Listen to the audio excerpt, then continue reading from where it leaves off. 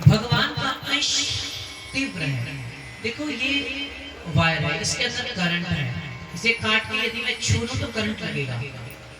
और माँ पता कितनी सुंदर है, माँ का तेज कितना है। ऐसी 1 करोड़ तारों को छू लो और जो झटका लगेगा, माँ कितनी सुंदर है, कितनी सुंदर है। ऐसी 1 करोड़ वायर को आप छू लो उनकी तारों को, जो झटका लगेगा आप नष्ट हो जाओगे। माँ इतनी सुंदर है। और माँ किसी के अंदर आ जाए, अरे भैया यक्षिणी आ सकती है, रक्षिणी आ सकती है, डाकिनी आ सकती है, लेकिन वो जगदम्बा आ नहीं सकती। अरे भैया उसको यदि आना हो तो वो संतों में आ जाती है, लेकिन क्यों नहीं आई भैया? वो भगवान जिसको चाहते हैं उसी के अंदर भगवान आते हैं, हर किसी के अंदर नहीं आते। और मैं कहूँ मेरे अंदर भगवान नारायण आते हैं, क्या कोई मानेगा?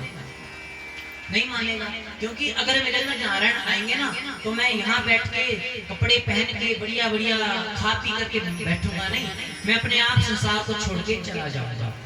क्योंकि जब कोई भगवान को जान जाता है ना, वो पागल हो जाता है।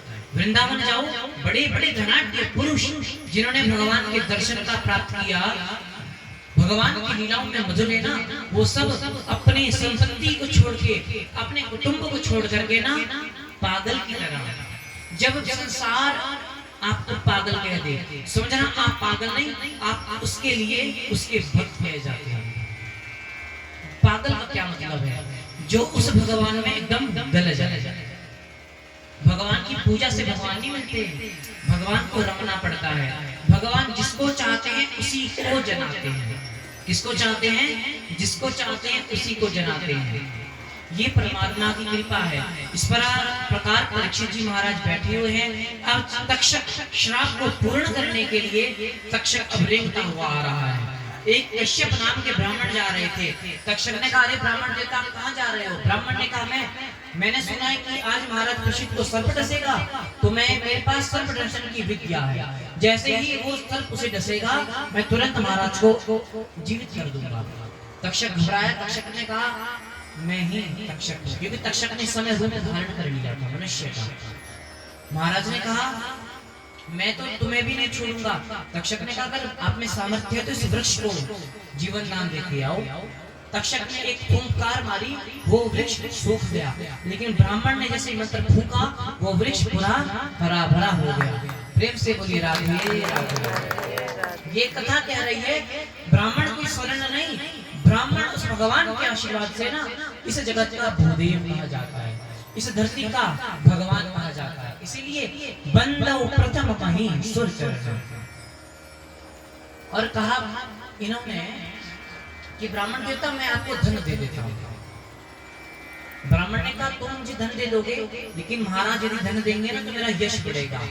जैसे ये कह रहे थे, तक्षक ने अपना रूप धारण किया और पीछे से जाके ना ब्राह्मण देवता को ही डस दिया, और ब्राह्मण देवता के तुरंत प्राण निकल गए। प्रेम से बोलिए राधे राधे। इस प्रकार करके तक्षक गया और एक फूल में, छोटे से पुष्प में विराजमान हुआ। और जैसे ही तक्षक परीक्षित जी के पास वो फूल का संसर्ग आया, और जैसे ही तक्षक ने जाना कि समय है, आपको एक बात बताएं, महाराज परीक्षित तो कब के प्राणों को छोड़ दिए, लेकिन वो खाली उनकी एक बॉडी पड़ी हुई है। शमीक मुनि के पुत्र श्रृंगी के श्राप को सफल करना है, इसीलिए आज ये उस श्राप को पूर्ण करने के लिए डस रहे हैं। तक्षक ने जैसे फुफकार मारी, महाराज को जैसे डसा, महाराज जैसे तुरंत चल करके भस्म हो गया। बोलिए भक्तवत्सल भगवान की जय। इस प्रकार करके परीक्षित जी का मोक्ष हो गया। चारों ओर हाहाकार मच गया। जन्मेजय ने सर्प यज्ञ किया, सर्प यज्ञ करके तक्षक की आहुति करवाई। तक्षक इंद्रासन में फंसा, नहीं आया। इंद्र को बुलवाया, इंद्र भी ब्रह्मा की शरण में गए। फिर भूदेवताओं से कहा, जन्मेजय ने, महाराज ब्रह्मा के सहित तक्षक को यहाँ बुलाओ। आहुति पड़ी, मंत्राधीनाश्च देवता। अरे वो देवता भी काम करते हैं, यदि आपके मंत्र में दम हो ना, वो देवता भी सुनते हैं। मंत्र पढ़ा गया, देवता आए, और समय वहां पे ब्रह्मा विष्णु महेश देव प्रकट हो गए। जन्मेजय को समझा रहे हैं, अरे जन्मेजय, जो हुआ सो हुआ, उसमें परब्रह्म की ही रचना थी, इसलिए इसमें अब तुम और मैं कुछ कर नहीं सकते। बोलिए भक्तवत्सल भगवान की जय। इस इस प्रकार करके भगवान का भी मोक्ष हुआ और भगवान के गणों का भी मोक्ष हुआ।